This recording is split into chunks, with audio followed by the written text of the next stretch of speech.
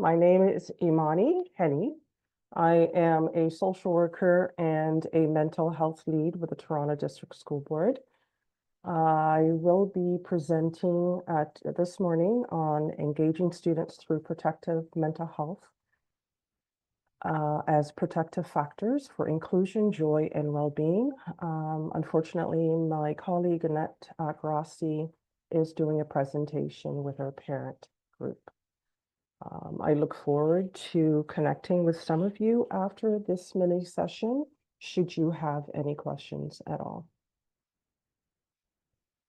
So I will be defining exactly what does mental health and well-being means, and also defining what is positive mental health.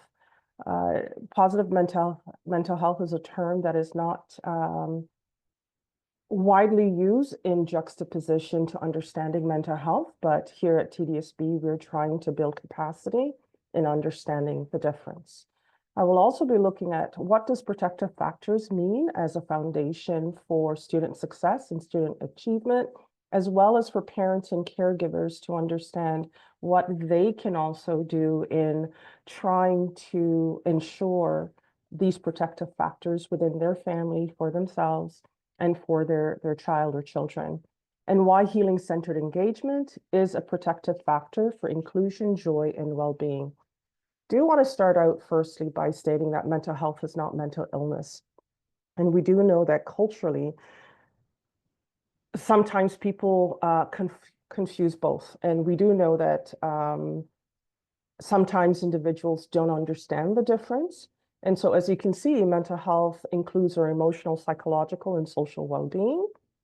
It absolutely affects how we think, feel, and act as we cope with life stressors, how we relate to each other, relationships, and how we make choices. And so well-being is the pursuit of wellness and potential. And we all have the right to pursue wellness. And with wellness, one will feel like they matter and belong in their communities, whether it's the school community, their own family community, or social community. Everyone has a right to experience joy, happiness, and to have supports of communities where they feel like they belong. And so let's firstly look at what the Wheel of Well-being.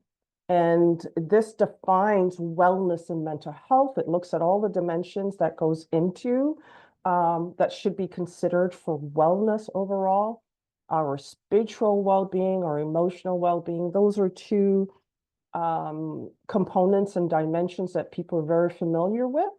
However, we know that, when there are financial challenges, it leads to food insecurity, housing insecurity. That's very much a part of the dimensions of wellness, our environment, where we live, where we sleep, where we go to school. Our social connectedness is very key to our well-being. Do we have supportive relationships within our family, outside of our families, friendship within our school, our physical well-being, and our goals and aspiration? Sometimes when individuals are not feeling well or they're experiencing stressors, it gets in the way of their hopes and dreams and not feeling that they have a future. So this Wheel of Well-being looks at the dimensions of wellness. And we're also looking at, wanted to point out to parents and caregivers and guardians, the reframing of mental health language and literacy. And this is what we refer to as mental health continuum. We have, instead of saying mental health or mental illness, we say good mental health or poor mental health, no mental illness in one continuum, or severe mental illness, which has to be diagnosed by a psychiatrist. So for example, someone could have a diagnosed mental health issue, but still have good mental health because they have supports, they have a circle of care within their community, they're taking their medication, they're eating and sleeping well. And someone may have no mental illness, but have poor mental health because they have no supports, have housing and food insecurities, and so don't have the circle of care that's necessary to enact these components of the wheel of well-being. And so I wanted to take a look at what then is positive mental health. And it is the capacity, as I stated before, everyone has a right to happiness and joy, but positive mental health is the ability and the capacity to feel, think, and act in ways that enhances someone's joy, enhances someone's life, and they have the toolbox that they have been taught or learned to cope with challenges that may evolve in their lives. And feeling like they matter to someone, that they belong in institutions, that they belong in schools, their neighborhood, social groups, whether it be faith group or cultural groups, but connection and engagement is extremely important to positive mental health. And we know that studies have shown that I think it said 70 to 73% of adults suffer from social isolation, right? Loneliness. And so that impacts mental health and well-being. And also having positive emotions like hope and joy and compassion and satisfaction and optimism to be able to dream and have a sense of future is all a part of positive mental health. And to arrive at positive mental health is to feel empowered. And so as caregivers within the school board, as a social worker, we have our professional support staff or educators, how do we empower our students as well as parents or teach them how to cope with challenges that may arise in life, as well as normal stressors in life, and be able to make informed decisions or to cope with challenges that may arise. So that is the definition of positive mental health.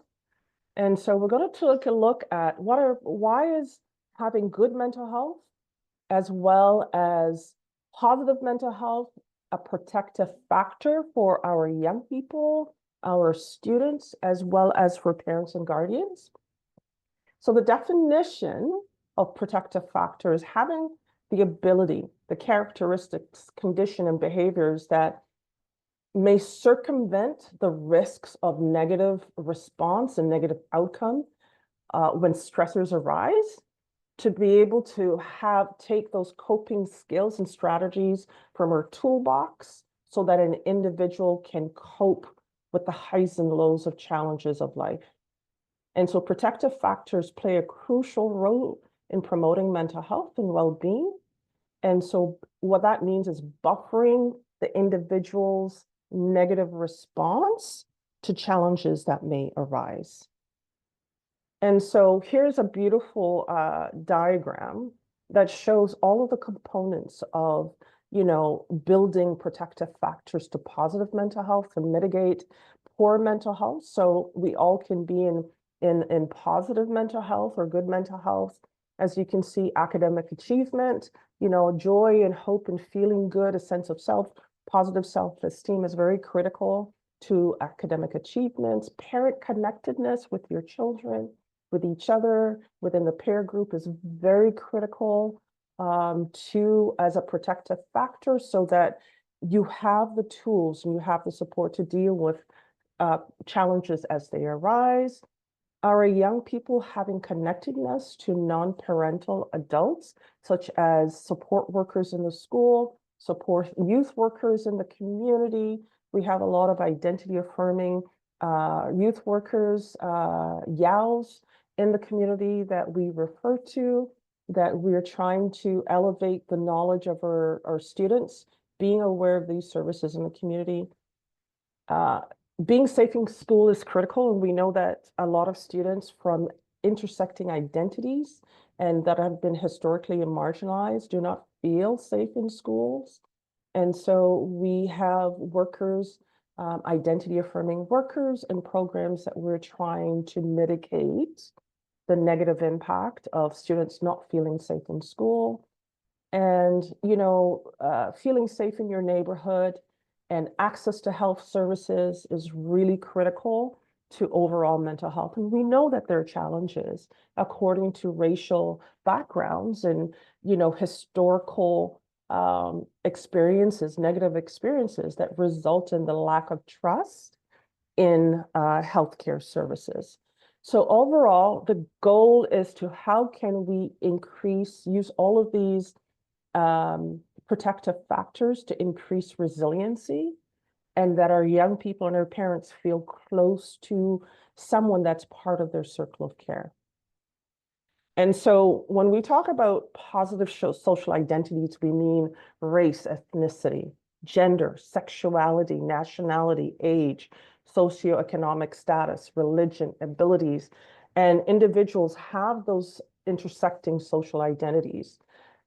And in order for us to feel that we belong and matter in school is to have respect across differences. And that is part of equity, which is an action word. And so we promote engaging students, regardless of their intersecting identities, the importance of developing their own positive self-esteem. And we encourage adults within the school system to look at students in terms of the positive of who they are, regardless of their racial background or their religious background or their sexuality, instead of seeing students through a deficit lens, meaning not of worth. And that's part of historical colonialist way of thinking, right? And so we want to increase youth and students' sense of self and self-esteem, which are protective factors in maintaining mental health and wellness. And it adds, and studies have shown, it increases their academic success and successes in their lives in other ways. Positive social identities as a protective factor. When we teach our young people about advocacy literacy, around microaggressions, around what discrimination and stigma means, they will then have the tools to know what they're feeling in their body is accurate rather than doubting themselves, and to be able to make those assessments and to reach out to a circle of care, someone that they can reach out to, just like parents, to be able to feel supported. Feeling supported is very critical.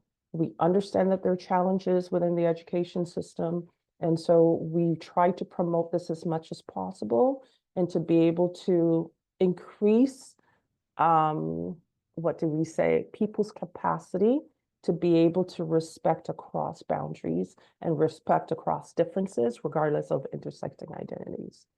And so, you know, in terms of parents and guardians for wellness, there's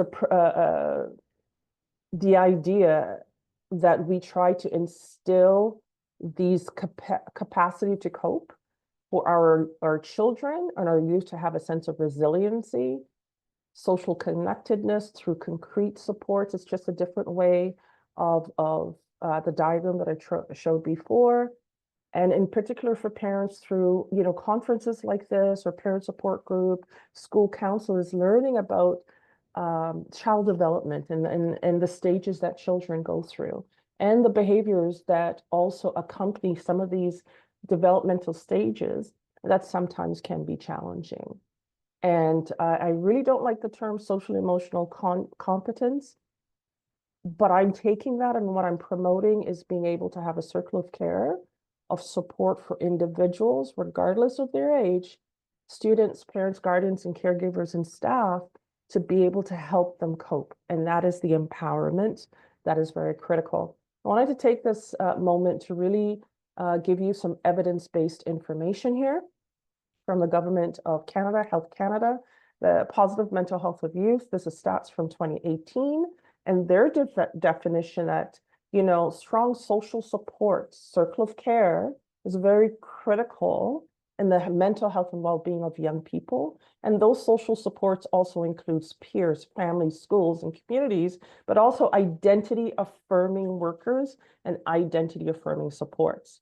So look at the stats from 2018 for students who feel confident in themselves. That's pretty low. Only 12% of girls feel confident in themselves and only 24% of boys. So we really need to be able to build more capacity in helping students feel empowered regardless of their gender and race and their intersecting identities, And this was a study in grade 10 students. Within the grade 10 grade, we see here feeling good, well-being, strong, full of energy. Only 22% of girls indicated that they felt full of energy, that they're depleted. And we know that mental health challenges can make someone feel depleted, and it culminates to or spirals of control to other challenges and disorders as well. And, you know, the boys didn't fare too well, only 28%, right? But ironically, life satisfaction, it's 42% of girls and 55% of boys. So, you know, relationships are key. Engagement, positive engagement is very necessary. And so we're promoting that as well. So that is an actual research stats. What does positive engagement means? We look at how do you reframe connecting in relationships with young people. Oftentimes, the knee-jerk kind of question that people ask is, what's wrong with you?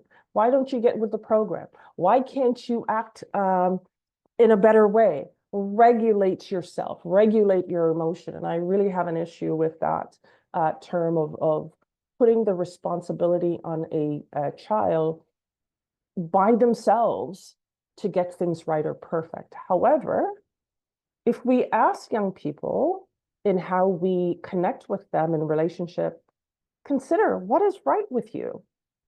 Consider that question. What is right with you? To give them voice and agency to really think about some of the positive things in their lives. And if they don't have positive things in their lives, then that gives us a marker that there more needs to be done with that young person and in their community and in their schools and possibly with their families and supporting that knowledge of, well, what do we need to do to get that young person the help to increase their self-esteem, to feel that life is of worth, and it may involve referrals to social workers, child and youth workers, psychologists, OTPT speech, or to some of our colleagues within the community. And, you know, when it comes to students who are experiencing trauma or challenges, is asking them, what happened to them? What happened to you? So we can hear their stories, their perspective, so that we're not judging, right? So this is Sean Ginwright's healing-centered engagement, which we are incorporating in our trainings with our professional support staff. And so here are his 5 parts to healing-centered engagement, which is enabling mattering and a sense of belonging. Culture is very key in how we engage our students. It's not a, you know, I don't see race, I don't see culture. Then you're erasing a critical aspect of who a young person is. So culture, including that in the question, is having restorative conversation about identity or identities. It's a way to ground young people in their sense of self, their self-worth, their self-perception, and elevating the question of what is right with you. And also to give them a sense of purpose that, yes, there are some good things about myself when I've been in a society that I've been marginalized, like Black and Indigenous or racialized students, that I am of worth, and to give them agency.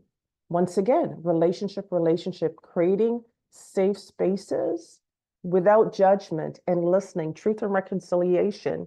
You know, sometimes people jump to reconciliation and not listen attentively to what people are saying, and listening without the intent of answering and judge, but listening with empathy and kindness. And to help, as I stated before, young people develop their voice and encourage their thinking, their perspective, which culminates to their sense of agency, to be able to feel resilient and to feel empowered to describe how they're feeling and to ask for what it is they want, to dream and not to be living in shame. And to add meaning to their life is really key. Help the young person realize their potential. Think back to the wheel of well-being, how we can use those dimensions to improve their lives, to improve those aspects of those dimensions, and goals and aspiration, to create healthy spaces for youth to redream because when young people experience racism, as well as bias and discrimination, institutional racism, and the long legacy of colonialism, it takes away their hopes and dreams and sense of future. So part of our work in positive engagement and positive mental health is re-engaging in a healthy environment so we can allow some of our young people to start dreaming and having hope. So once again, a reminder of our wheel of well-being. When we talk about the circle of care, within the school board and in the community and with parents and caregivers, we're looking at how do we help develop a team of individual that supports our young people. This is not an exhaustive list, right? And so when they're experiencing mental health challenges or just day-to-day stressors, which one of these individuals can the student go to? So if we expand their circle of care, it's more opportunities and more supports for them to look at the challenges that interrupt their dimensions of well-being. And so this is the key that we're looking at, is improving circle of care for our young people, but also for our parents, carers, and caregivers. And we know that there's still challenges in institution and the education system. And so to be able to have someone to guide you into where you can, the youth or the parent or caregiver can feel heard, is very critical to positive mental health and well-being. And so that is the end of my mini session. And there's a QR code to our resources. We do have virtual drop-in hours for parents, looking at the pathway to mental health and well-being. And our next session will be, I believe, January 15th, March, and May 21st. We do a presentation with themes. Please use that QR code, as well as our myself and Annette Grossi. We lead our parent mental health and well-being parent partnership committee, and you're welcome to, there is a website to attend those meetings. This is our mental health strategy from 23 to 26, 2023 to 26, and it's also looking, our mental health strategy, sorry, let me go back, is looking at steps to mentally healthy schools, right? Through helping to transform how our parents and caregivers and young people understand mental health and well-being. And we see the Ministry of Education, their mental health curriculum for grade 7, grade 8, and grade 10, as well as what does equity means. It's an action word that leads to positive engagement. So this is the end of my session. And I am trying to, oh my Lord.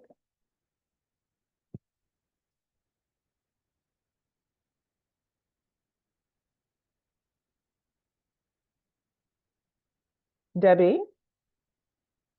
Yes. did you see my presentation or I didn't share? Oh, I've been here the whole time. Yeah, I You was saw here my, for your. so Yeah. you did see my presentation. Okay. Oh, I saw you, but I don't know if you Didn't did see, any screen sharing. That I didn't see. oh my Lord, I messed up. I messed up. I messed up. Oh, I just saw you. I've been speaking the whole time and I didn't share. So that's okay. All this time. But All right. great presentation. Very informative. I took some notes, so So thank you for that. you heard me though, but you didn't see the screen. I heard you, and I could see you, but I couldn't. You If you couldn't see my screen shared screen. anything, that didn't show up on the screen. No. Okay. My sincerest apologies. All righty. Okay. Just my speaking, but I guess from what I'm speaking, you heard what I said, right? Oh, absolutely. Yes. Yes. Okay, so I'm going to go on to do, I'm actually going to do it again because there are two mini sessions. So you're Mm. welcome to stay. I don't know what happened there, but I thought I was sharing. So I'm going to have to do this again. Okay, that's okay. I think I'm going to maybe try. I want to try and get as much in as I can today. Whatever I Beautiful. can. So I'm going to check Beautiful. out what else is happening now. Okay. I look But forward to yeah, speaking thank with you you. so much for that. I may You're rejoin. welcome. No problem. Now I see the Now screen. you see it. Okay. Oh my goodness. Okay. So thank you so much for today, and we'll definitely Quite connect well. soon. You're quite welcome, Debbie. Take care. Okay, take care.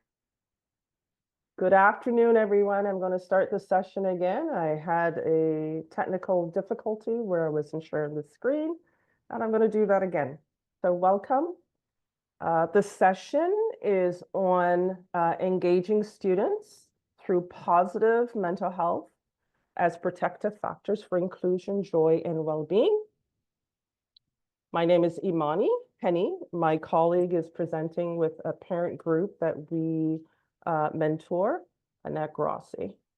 And so today I will be defining what is mental health and well-being versus positive mental health, and what does protective factor means as foundation of achievement that contributes to achievement, and why healing-centered engagement as protective factor for inclusion, joy, and well-being is very critical to positive mental health and well-being.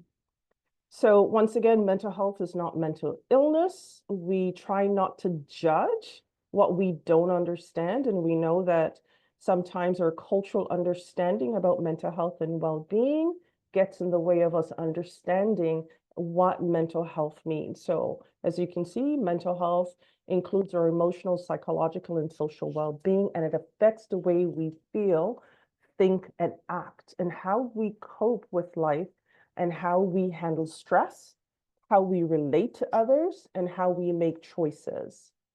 And so well-being allows people to pursue and achieve an optimal state of wellness where they feel like they matter and belong in their communities. And communities could be school communities, family, and communities that are important to them.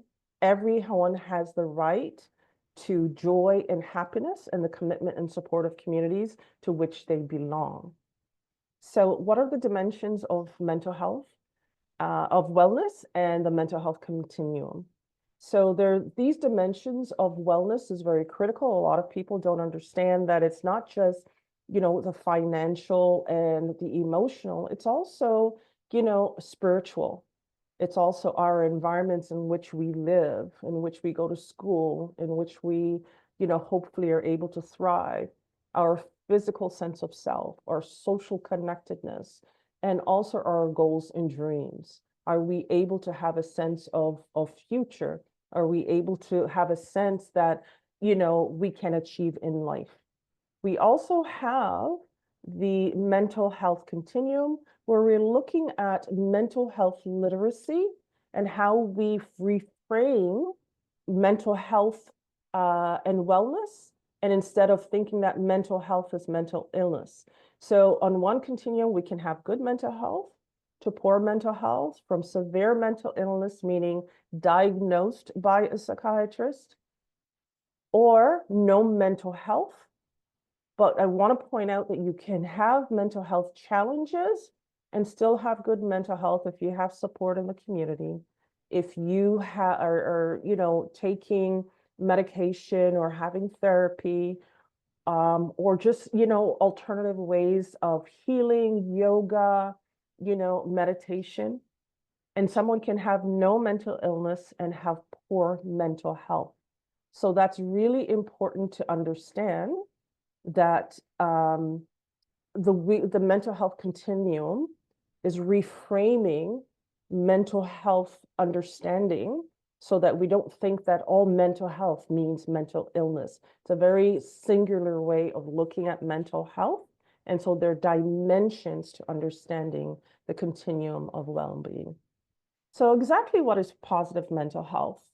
And that's the capacity to feel, think, and act in ways that enhances a person's joy, and for them to learn and have the capacity of how to learn how to deal with their challenges, and feeling like they matter and belong to someone in their community, in institutions, their neighborhood, and social groups. Very critical. We do know that racism and discrimination and judgments make students feel like they don't belong.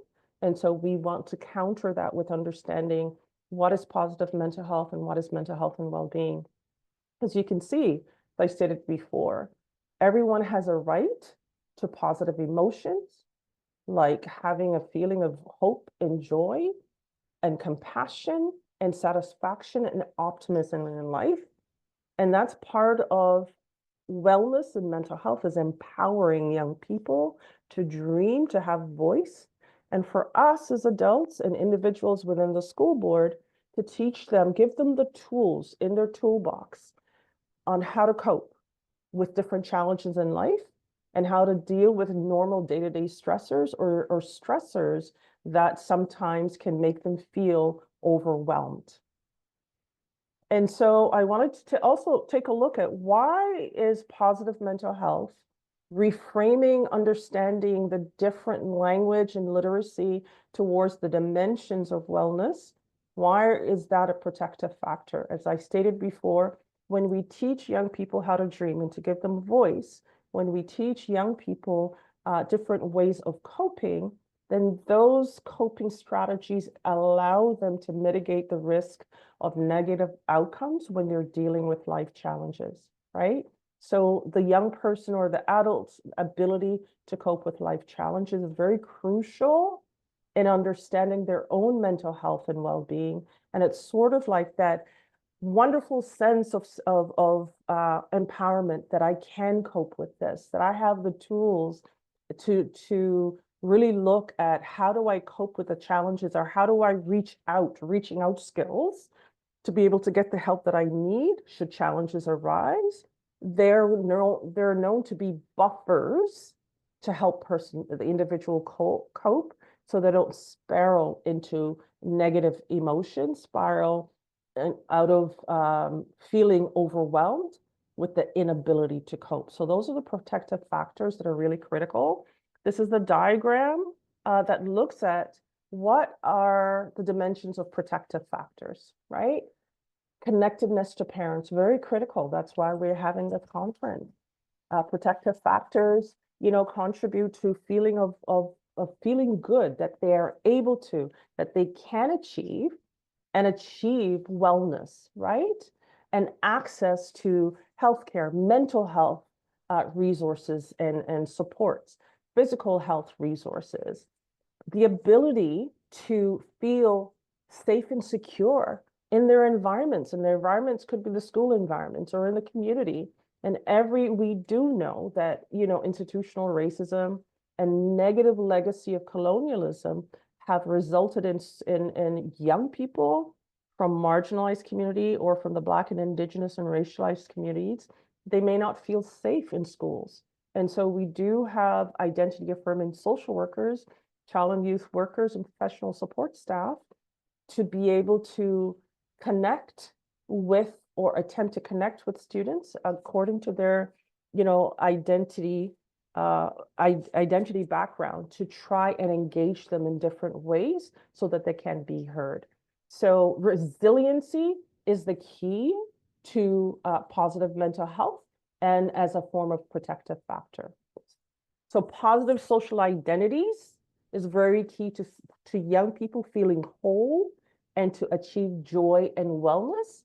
And so you can see here in this diagram, the social identity is race and ethnicity, nationality, or gender, sexuality, age, socioeconomic status, religion, ability, or disabilities. So those are the identities. And so a student and a young person or families can have multiple identities. People use terms such as mixed race, or you could be Indigenous and Black with a disability. And so everyone has a right to that respect in any institution, and a right to be treated in a positive way. So a right for students to be engaged according to what we call intersecting identities. It is very important to their development of their voice, and it culminates in positive sense of self when they feel they matter and they belong and they're heard, instead of being seen or judged according to their racial background from a deficit model, not being of worth or value.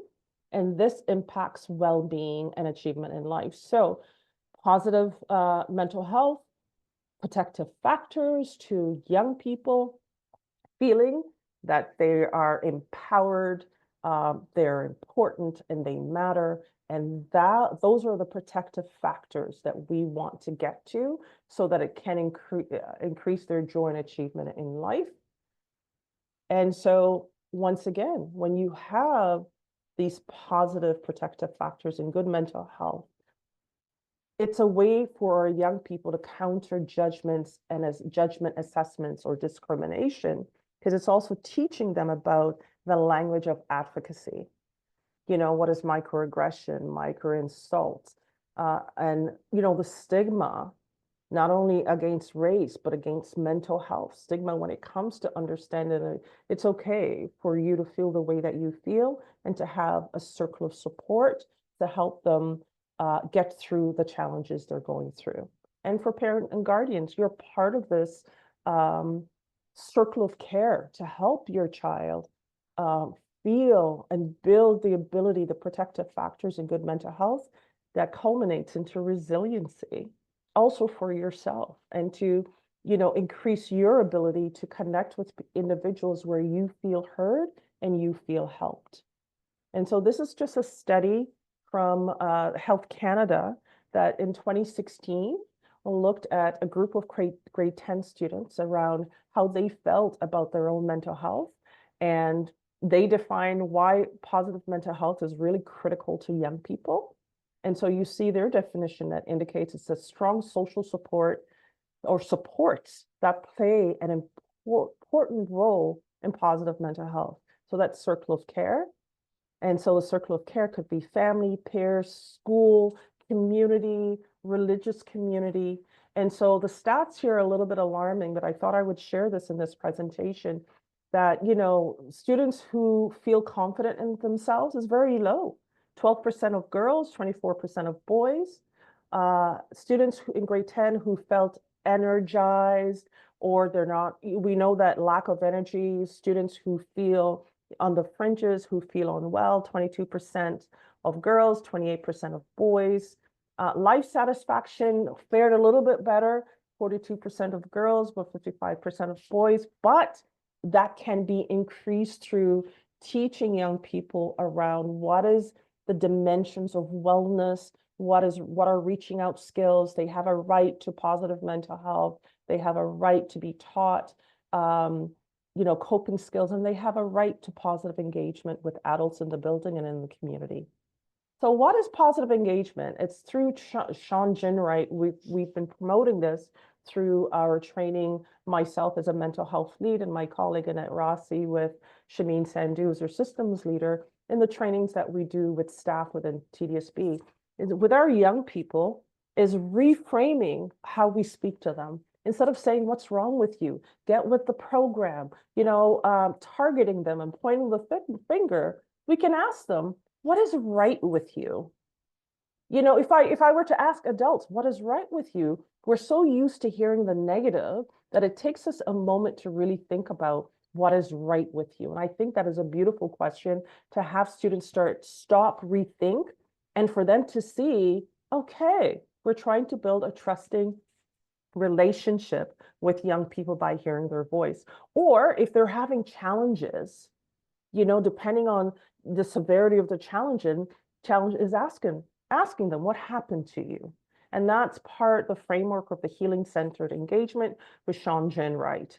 And so he focuses on 5 types of engagement to allow students to feel like they matter and belong, especially for joy, feeling whole, for academic success. So you can see culture is very important. We cannot take the culture away from the students, their social, cultural identity, and to have restorative conversation about who they are. What is right about your culture? What is beautiful about your tradition? And this way, ground young people in a sense of self, their community, their racial background, and it culminates into a positive self-perception, self-esteem, and so that they can have a sense of purpose in life, that wheel of well-being to start dreaming. And so these types of positive engagement for protective factor for positive mental health is really key. And it has to be done in a space with empathy and compassion and safety to counter those negative experiences they may have had. and to give young people voice, agency, and encouraging them to continue voicing how they're feeling without judgment or disbelief, right? Which is part of microaggressions, whether implicit or explicit racism and judgment, it does exist, right? And for them to learn to add meaning to who they are and to their lives. What's right with you? What happened to you? And so that we can help them reach their potential and purpose, get them to start dreaming, and so that they can have goals and aspiration. But it cannot happen without creating healthy school spaces, healthy spaces for young people where they can dream and hope. And there's a lot of work to be done. And I'm happy that I'm part of that community within the schools to continue on this work. So once again, goals and aspiration and the wheel of well-being. The circle of care we're talking about are individuals that are important to that person, the young person and their families. And how can we create a circle of care for every student, regardless of their ethnic background, their religious background, their nationality, their sexuality, where they live, environment. And this also goes for parents. It could be a hall monitor, it could be a spiritual person, it could be, an OA. It could be the child and youth worker. It could be someone in the community that's an honorary auntie or an uncle if you come from extended families. I'm West Indian, I'm Jamaican. I have a lot of aunties that are not blood relatives, but respecting that as part of our family's dialogue and are part of our family's culture, right? And so all of these circle of support, helping students find their voices and feeling a sense of who empowered that they can cope, actually counters poor mental health. And so that's the end of my presentation. I don't know if I'm over time. We do have a lot of resources with our professional support staff, mental health and well-being. There's a QR code. If you'd like to stay back, I can put the link in the chat. We do have a virtual drop-in hours for parents and caregivers. The next one will be January 15th, March 19th, and 21st. Myself and Annette Grossi, we oversee the virtual drop-in. January 15th, our parent committee will be presenting, as well as there's a QR code. We do have monthly meetings with our parent committee. You're more than welcome to attend. Once again, myself and Annette, we collaborate and lead the parent committee. This is our mental health and well-being strategy that is very steeped in equity, and it steps to mentally healthy school. Equity is an action word. But once again, positive engagement is very critical for us. And having student, parent, and community voice is transforming understanding mental health literacy and transforming how people understand mental health and well-being, so it can be sustainable and not just performative. And that's the end of my presentation. I'm going to stop sharing, in case you have any questions at all. Oh my, I was not able to see all of you while I'm presenting. So if you have any questions, please ask, and any comments. And if you would like me to put any of the links in the chat, please let me know. And I hope that this was informative for you. You're more than welcome, Jeanette. I will put the link of the study from Health Canada with the stats, which is very critical, I think, to understand how Health Canada defines positive mental health and the research that they do. So all of the information in this presentation is evidence-based, and it is yeah, evidence-based and research. So if you have any questions, I'm here. I'll stay back for about 10 minutes. You're quite welcome. And if you need the link to our mental health webpage, please let me know. So thank you very much, everybody.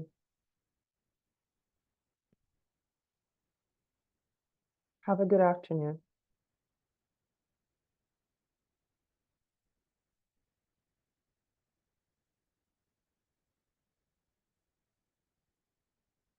Any questions at all? Okay. And I think that ends my time because I'm off to another session at 12:30. So thank you for attending, and I will put my email in the chat should in case you have any questions.